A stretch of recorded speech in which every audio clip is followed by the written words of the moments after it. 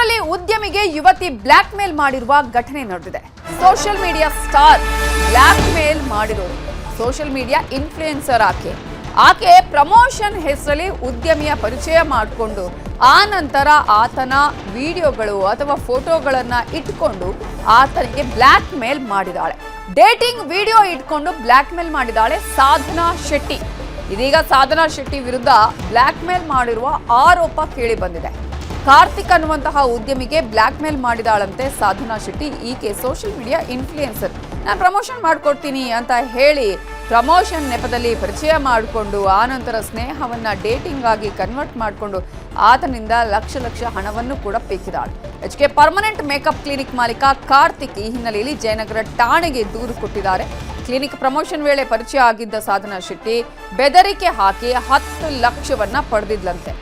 70,000 gold chain ಅನ್ನು ಕೂಡ ಕಾರ್ತಿಕ್ ಕೊಟ್ಟಿದ್ರಂತೆ. 1.5 ಲಕ್ಷ ಮೌಲ್ಯದ ಐಫೋನ್ ಅನ್ನು ಕೂಡ ಕಾರ್ತಿಕ್ ಕೊಡಿಸಿದ್ರಂತೆ.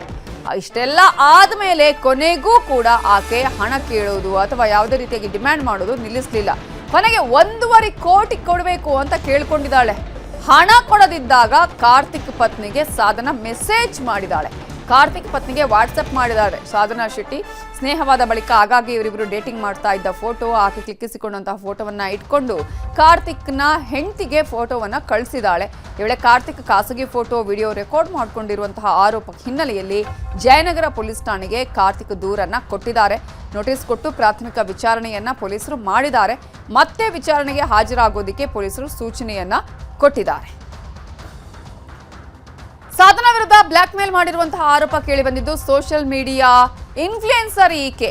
ನಾನು ಪ್ರಮೋಷನ್ ಮಾಡ್ಕೊಡ್ತೀನಿ ಅಂತ ಹೇಳಿ ಈಗ ಅನೇಕರು ಇನ್ಫ್ಲೂಯೆನ್ಸರ್ ಸಹ ನಾವು ಯಾವುದಾದ್ರೂ ಒಂದು ಪ್ರಾಡಕ್ಟ್ಗೆ ನಾವು ಪ್ರಮೋಷನ್ ಮಾಡ್ಕೊಡ್ತೀವಿ ಅಂತ ಹೇಳಿ ಪ್ರಮೋಷನ್ ಅನ್ನ ಮಾಡ್ತಾರೆ. ಆದರೆ ಈಕೆ ಪ್ರಮೋಷನ್ ನೆಪದಲ್ಲಿ ಮಾಡಿದ್ದೇ ಬೇರೆ.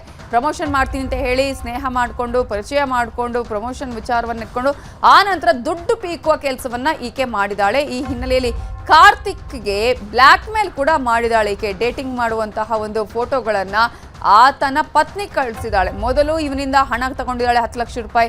ಆನಂತರ ಐಫೋನ್ ಅನ್ನ ಪಡ್ಕೊಂಡಿದ್ದಾಳೆ. ಅಷ್ಟು ಮಾತ್ರ ಅಲ್ಲ, ಬಂಗಾರದ ಚೈನ್ ಅನ್ನ ಕೂಡ ಪಡ್ಕೊಂಡಿದ್ದಾಳೆ. ಇಷ್ಟೆಲ್ಲ ಆದ್ರೂ ನಂತರ 1.5 ಕೋಟಿ ರೂಪಾಯಿಗೆ ಡಿಮ್ಯಾಂಡ್ ಅನ್ನ ಇಟ್ಟಿದ್ಲಂತೆ. ಇದೇ ವಿಚಾರಕ್ಕೆ ಸಂಬಂಧಪಟ್ಟ ಹಾಗೆ ಇನ್ನಷ್ಟು ಡೀಟೇಲ್ಸ್ ಅನ್ನ ಕೊಡೋದಕ್ಕೆ ನಮ್ಮ ರಿಪೋರ್ಟರ್ ಮಾದೇಶ್ ಈಗ ಫೋನ್ ಸಂಪರ್ಕದಲ್ಲಿ ಜಾಯ್ನ್ ಆಗಿದ್ದಾರೆ. ಮಾದೇಶ್, ಈಗಾಗಲೇ ದೂರು ದಾಖಲಿಸಿದ ಬಳಿಕ ಆಕೆ ಸ್ಟೇಷನ್ ನಲ್ಲಿ ಏನ್ ಹೇಳಿದ್ದಾರೆ? ಈ ವಿಚಾರಕ್ಕೆ ಸಂಬಂಧಪಟ್ಟ ಹಾಗೆ ದಾಖಲಾತಿಗಳು ಸಿಕ್ಕಿದೆಯಾ? ದುಡ್ಡು ಕೊಟ್ಟಿರೋದು ಹಾಗೆ ಈಕೆ ಪಡ್ಕೊಂಡಿರೋದು, ಈಗ ಈ ಒಂದು ಪ್ರಕರಣದಲ್ಲಿ ಯಾವ ರೀತಿಯ ವಿಚಾರಣೆ ನಡೀತಿದೆ? ನವಿತಾ, ಈಗಾಗಲೇ ಪ್ರಕರಣಕ್ಕೆ ಸಂಬಂಧಪಟ್ಟಂತೆ ಜಯನಗರ ಪೊಲೀಸರು ತನಿಖೆಯನ್ನ ಶುರು ಮಾಡಿದ್ದಾರೆ. ಒಂದು ಬಾರಿ ಆಕೆಯನ್ನ ಕರೆಸಿ ವಿಚಾರಣೆ ಮಾಡುವಂತ ಕೆಲಸವನ್ನು ಮಾಡಿದ್ದಾರೆ. ವಿಚಾರಣೆ ಸಂದರ್ಭದಲ್ಲಿ ಆಕೆ ನನ್ನ ಬಳಿ ಯಾವುದೇ ರೀತಿಯಂತ ಫೋಟೋ ಮತ್ತು ವಿಡಿಯೋಗಳಿಲ್ಲ ಅಂತ ಹೇಳಿದಾಳೆ. ಆದ್ರೆ ಇಂಡೈರೆಕ್ಟ್ ಆಗಿ ಅವರಿಬ್ಬರ ಮಧ್ಯೆ ಒಂದಷ್ಟು ಪರಿಚಯ ಇರೋದಾಗಿರ್ಬೋದು, ಅದೆಲ್ಲದಕ್ಕೂ ಸಂಬಂಧಪಟ್ಟಂತೆ ದೂರುದಾರ ಕಾರ್ತಿಕ್ ಈಗಾಗಲೇ ಪೊಲೀಸರಿಗೂ ಕೂಡ ಒಂದಷ್ಟು ಎವಿಡೆನ್ಸ್ ಗಳನ್ನ ಕೊಟ್ಟಿದ್ದಾರೆ.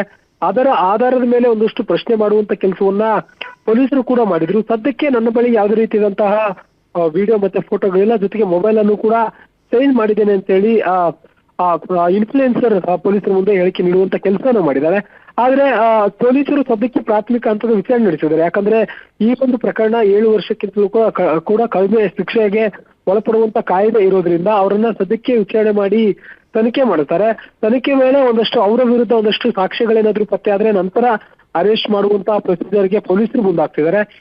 ಸದ್ಯಕ್ಕೆ ಈ ಒಂದು ಪ್ರಕರಣಕ್ಕೆ ಸಂಬಂಧಪಟ್ಟಂತೆ ಆಕೆಯನ್ನ ಅಂದ್ರೆ ಸೋಷಿಯಲ್ ಮೀಡಿಯಾ ಸ್ಟಾರ್ ಅನ್ನ ಕರೆಸಿ ವಿಚಾರಣೆ ಮಾಡಿದ್ದಾರೆ. ಮತ್ತೆ ಆಕೆಯ ಹೇಳಿಕೆಗಳನ್ನ ಪ್ರಾಥಮಿಕ ಹಂತದ ವಿಚಾರಣೆ ವೇಳೆ ಏನೆಲ್ಲ ಹೇಳಿಕೆಗಳನ್ನ ನೀಡಿದಾಳೆ ಆ ಎಲ್ಲಾ ಹೇಳಿಕೆಗಳನ್ನ ದಾಖಲಿಸಿಕೊಳ್ಳಲಾಗಿದೆ.